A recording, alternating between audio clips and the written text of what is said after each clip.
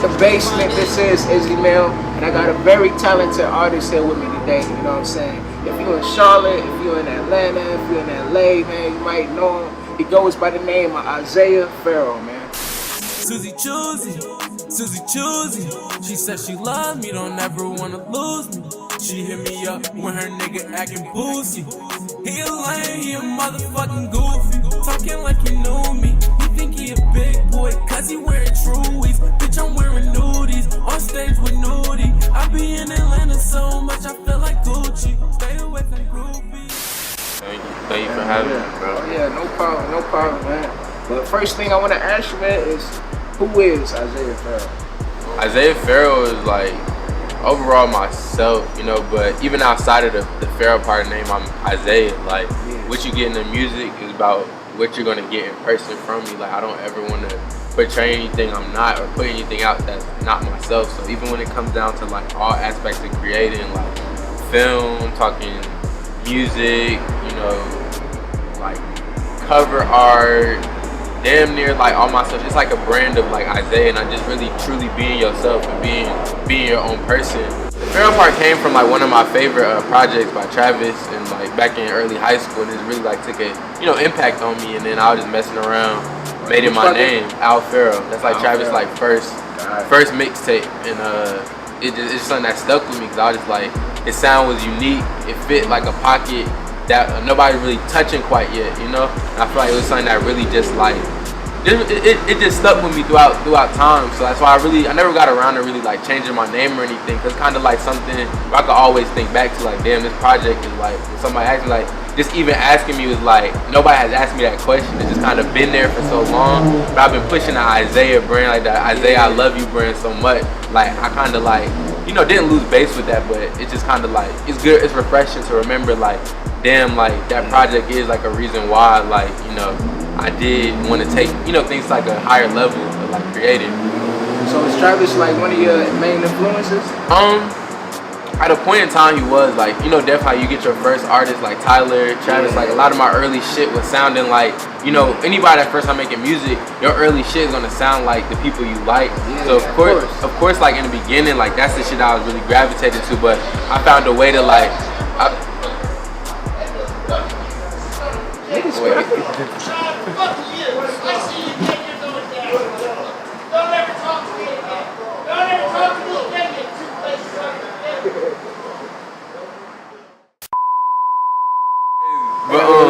alright, you was talking about Travis, my influence. Ask the question again? Yeah, so is Travis like one of your main influences? Yeah, so Travis, at a point in my my creative process, or like what I was creating, Travis was like very prominent. Not saying that I love his music now, but of course you sound like the artist like in the beginning. Like, I was big on Tyler, of course. I'm a huge Kanye fan. Tyler, Travis, really Kanye, really like was like people, because they was individuals, but what they sound, they all were like so unique. So of course I got gravitated and I tried to recreate that, but I found like along the way, like, you have to learn to create your own. So I heard you said Tyler, you said Travis, Do you got any other people that you feel like contributed to? Electronic music played like a really big part in like really my music, cause I was doing producing as well. So like people like Tame Impala, like Hot Sugar, Daft Punk, Deadmau5, like it's a lot of different a lot of electronic music. Cause I just like how music with no words, and like just how sound and melody can make an impact. And that's like a big thing, like even with a lot of like the producers that I work with, like my homie Josh, 2K, Nerve, Eric, like even myself as well, like the feeling that you get from music, it should be there before the words are even put to it. So if there's something that like not hitting right, or I feel like it's not right, I can't even move forward with it, because I want it to be like a genuine feel and sound and reflect like what I'm trying to express. And that's something I always found in like electronic music as well, because these, like, you look at these electronic artists, but they selling out arenas with songs that got no words, and that's just straight music and energy. And that's something where I just think like something that's so beautiful, and that's something like I try to like relay like across. Is just like I have a part in the song where I'm just doing melody and shit, just so people could be like, just hear how I feel, and just really try to like translate that to music. What's like a moment that you felt, okay, I can really do this shit? A moment I felt I could really do this shit. I got 3 points to where I felt like I could do this shit. It should work. So like the first point was 2016. I had like a collective of my homies, not they hood or whatever, and I threw a show.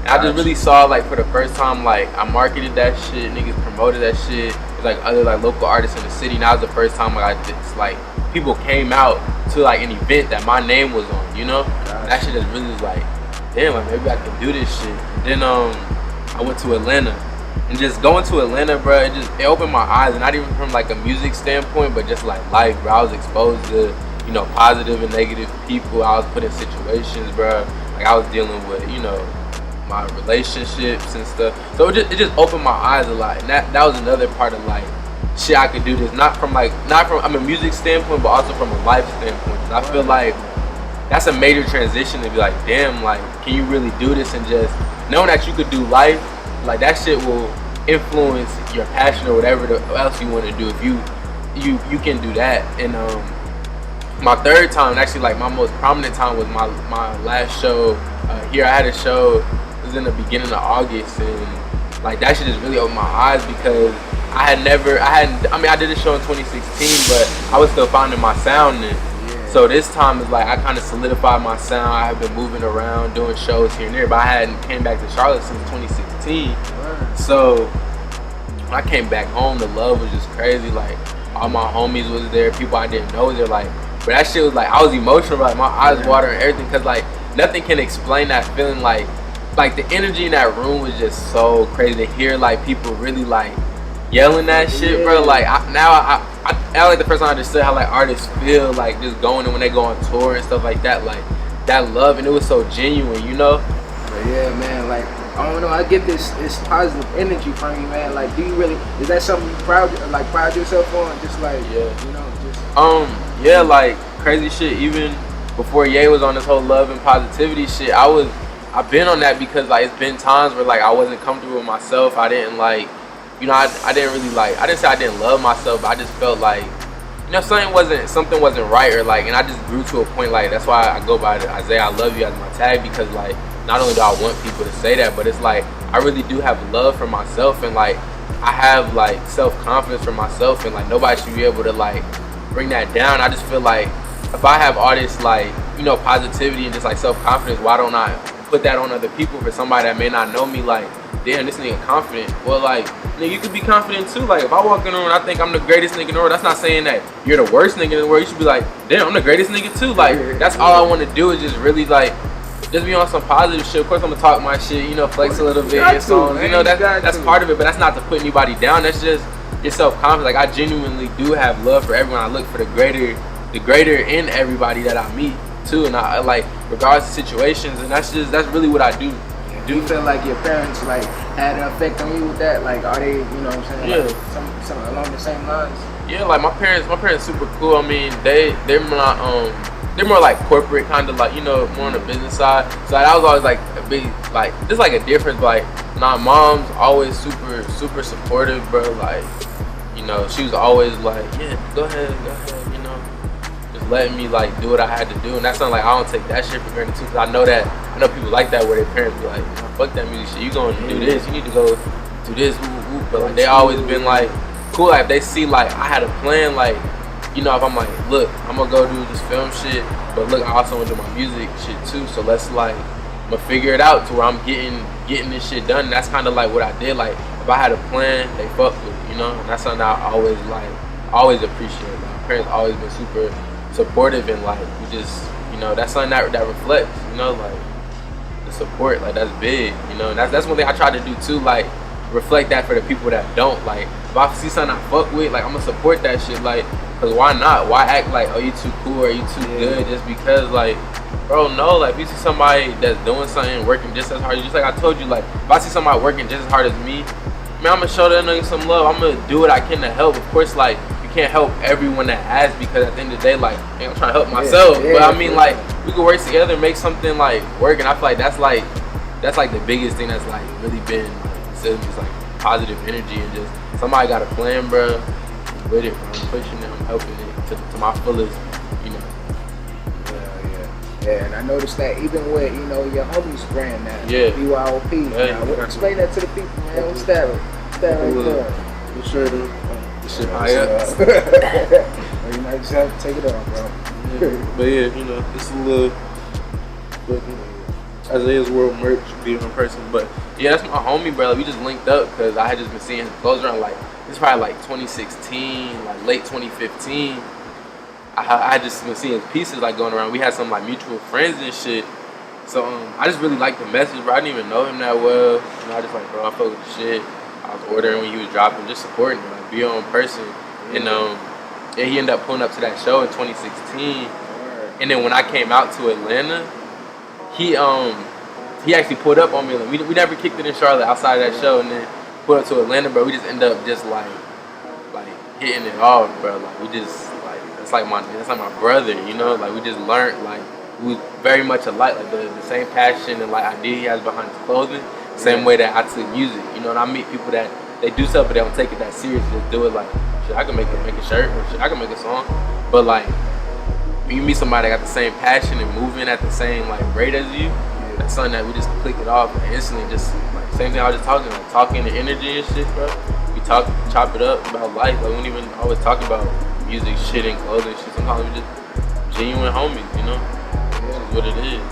So let's talk Isaiah's World, man. Yeah. You wanna plug that in, man? What platforms that song? What Isaiah's is that? World, it's on everything, you know. I got my homie Josh. Come on. My God, I gotta give him a quick introduction. Come on, you come to it. My man Joshua, come down a little bit. My left, my favorite producer right now. My boy Derek, Abstract 10. He drops a lot of my music and stuff. Good supporting homie. But yeah, like fucking Isaiah's World, like man. Isaiah's World was like, it's a crazy story. It's like Isaiah's World started off as like a quick project that me and Josh was going to do. Like we had just did, I put out a little EP called Survival Kit in November, and that was my first time where I stepped back from producing. I wanted to take like a more you know, I wanted to focus on my sound, like really learning to engineer my voice more, you know, produce from a different aspect. So like Josh was somebody, we just had that chemistry. Like he would send me a beat, like I knock it out the park, and we did Suzy Chuly. That's like one of them songs that like really like, yeah, that's like the first one that people had caught, and we was like, yeah, bro, we gotta run. So like I was just running off the energy of that. So I was like, yeah, Isaiah's World. I'm gonna do this project called Isaiah's World. And then yeah, I actually did it like in like a week. I was like, all right, here's Isaiah's World. And then we were just like, I was like, this is cool, but I'm like, wait, I should really like sit on this and like really build it. So from the span of like January, top of 2019 to like literally June, I was just recording. Like, I record all the time. I just like 2019, 2018. Oh no. January 29th. No, fuck. 2018. Like, you living in the future, I'm already thinking about next year. You feel me? Yeah. See, January 2018 to June 2018, I was recording. Josh was sending me stuff. Nerf was sending me stuff. Hassan 2K, who did Up Down There, was sending me stuff. And Eric sent me the intro to the Isaiah's World song. And basically, I was just recording, and I was just going through what I was going through with like my previous relationship, my friends around me, and just life period. And I just really was just creating. But along that process, I had a lot of my friends coming to visit me in Atlanta and stuff. And that's something that contributed to the project a lot too. Like homies would just pull up, I'll play them, like, you know, what I was working on. I was kind of learning what was hitting, what wasn't. So it's almost like looking back at it, I just record music, but like looking at it right now, I'm like, damn, this was actually helping me like construct the project and make it like to the point where like it was received like it was like to make sure it was received well. But yeah, so it just kind of happened. Like I mean, top to bottom, like Isaiah's World, those first like set of songs, I really wanted to portray. Like I went through like an emotional period in my life, like where I was letting my relationship and just like love and stuff get the best of me. And I was expressing that in my music. It's not a bad thing. I feel like that's a point we all gotta hit in life. But when I did Isaiah's World, I wanted to show like I've mastered, not mastered this, but like I've gotten a hold of like what's going on. I'm gonna make this my world. Like whatever it comes at me, that's just gonna be a part of my world, and I'm just taking it in. Just as much as this Isaiah's world, it could be anybody's world. So I just kind of like that concept. Like my world is my energy. So that's why it's like, you know, from top to bottom, you get like emotion. You get like excited. So you kind of get them like flex type songs, and you get into like a more emotional part where I'm talking more about my life, my ideas, my thoughts, and my feelings and stuff. And then that bottom half, you get really like the innocence. Like I got a song called "Growing Pains" on there, which I talk about like like where I'm going to be, like, and then you get to the point where like where you got to grow up a little bit. That's kind of where it kind of it derived from. Like, damn, I'm going through growing pains. Like, it's not a bad thing. Like I say, like, you live and you learn, because you really are, like, everything you live through, everything you're going, like, you either going to take that with a grain of salt or you want to learn from it. And I feel like that's the biggest thing that I did. Like, anytime I've done wrong or I messed up, I always make sure to learn from it. I know I'm not perfect. I'm not going front like I'm perfect either, but that's why, like, I just think that's the biggest message is, like, learning from what you do and, like, how you operate. And really that's what made Isaiah's World, was just me, like,